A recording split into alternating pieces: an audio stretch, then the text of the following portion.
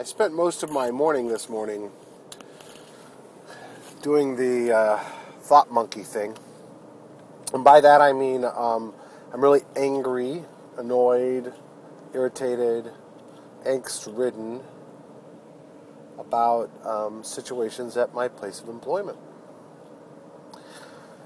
And I've spent the entire morning running through over and over and over again what I'm going to say and how I'm going to operate, and what issues I'm going to get through, and what I'm going to talk about, and how I'm going to get them and make them feel like, they need to understand what we go through as a team, and how ridiculous it is the way they run their company, and how if they had just listened to me, things would be better, and ba-da-da-da-da-da-da-da.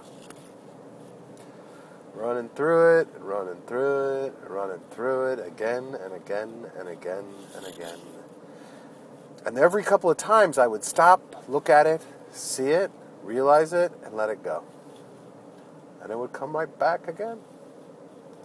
Now, the amount of times I do it and the level of angst about it is far less for me than it would have been just a year ago. Because I stop and see it. I don't stop the thoughts, I don't stop the emotions, I just observe them, and they stop on their own, because after all, they're just thoughts. So, I guess the point is that you're always going to find yourself reacting to situations, and your ego and mind are going to try to take control of a situation to make you feel justified in actions, or to make you feel harmed or hurt, to create a victim persona for you, or to make you act a way that will further embroil you in angst and anger.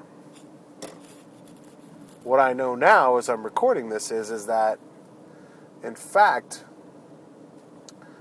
I can handle the meeting I have this afternoon and the discussion of priorities and projects.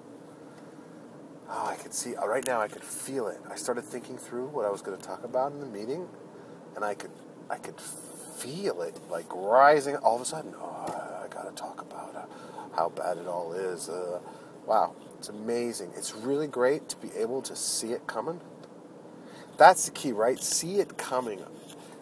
When you can see it coming and you don't stop it, you don't push it down, you just see it, wow, it's so liberating to,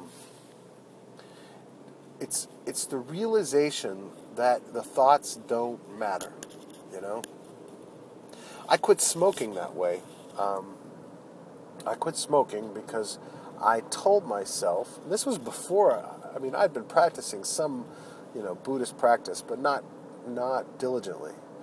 But I knew that the drive of the addiction was just were just thoughts, and ego trying to control. And I could see every time I had an urge for a cigarette, I could tell myself, it's just a thought. It's just a thought. Now, that's probably not the prescribed method for dealing with addiction that any of the great spiritual leaders would probably prescribe, but for me it worked. Understanding and seeing that this was just a thought allowed me to step away from the addictive desire. So it worked. Anyway, just, for me, the important thing to remember is that there's always going to be that level of mind attempting to step back in.